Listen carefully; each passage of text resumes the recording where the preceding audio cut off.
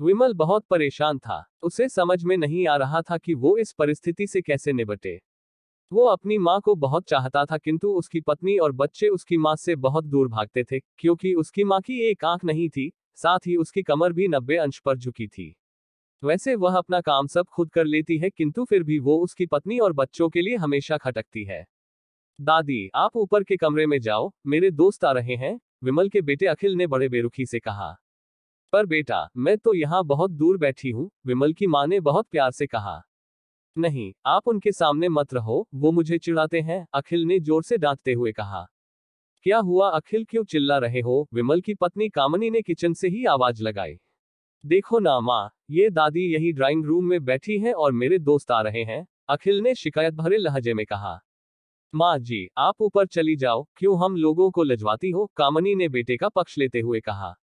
बेचारी सरस्वती चुपचाप उठकर जीने के सहारे ऊपर जाने लगी।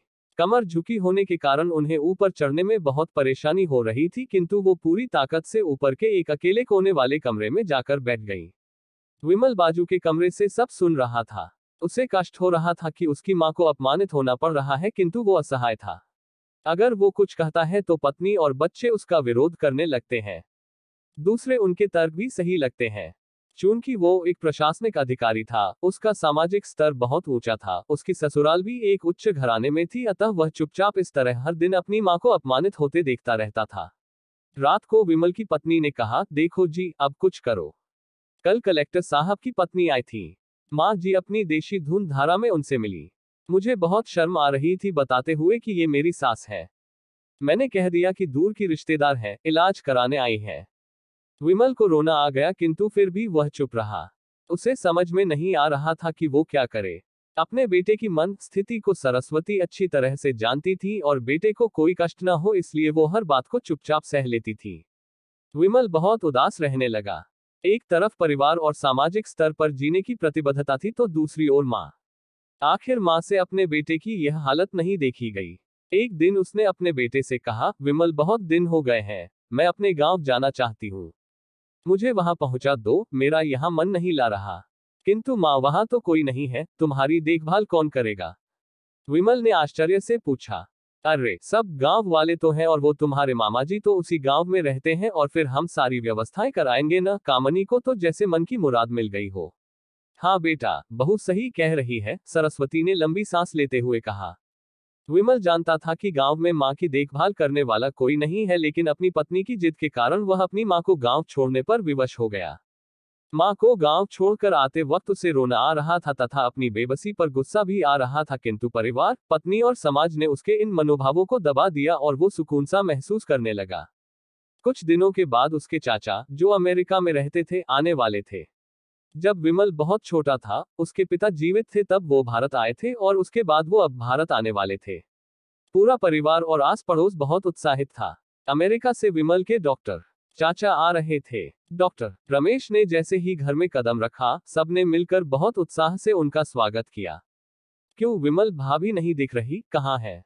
डॉक्टर रमेश ने उत्सुकतापूर्वक पूछा। जी, वो गांव में रहती हैं, यहाँ उनका मन नहीं लगा, कामनी ने सपाट लहजे में उत्तर दिया। डॉक्टर रमेश ने विमल की ओर देखा तो विमल ने अपनी आंखें झुका ली।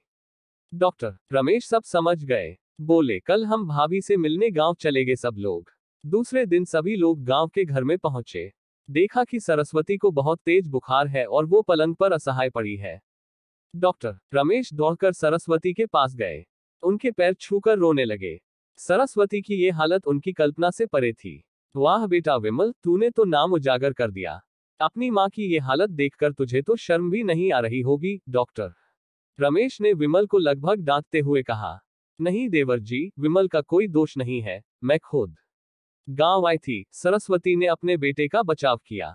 मुझे सब पता चल गया भाभी, आप चुप रहो।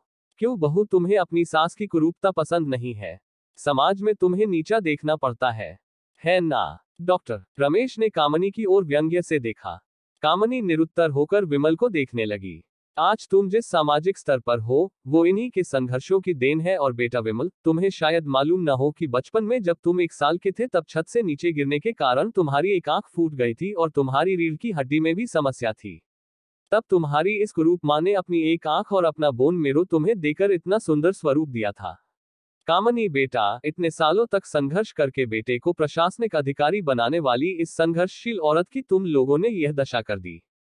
तुम्हें ईश्वर कभी माफ नहीं करेगा। डॉक्टर रमेश की आंखों से अश्रु जलधारा बह रही थी।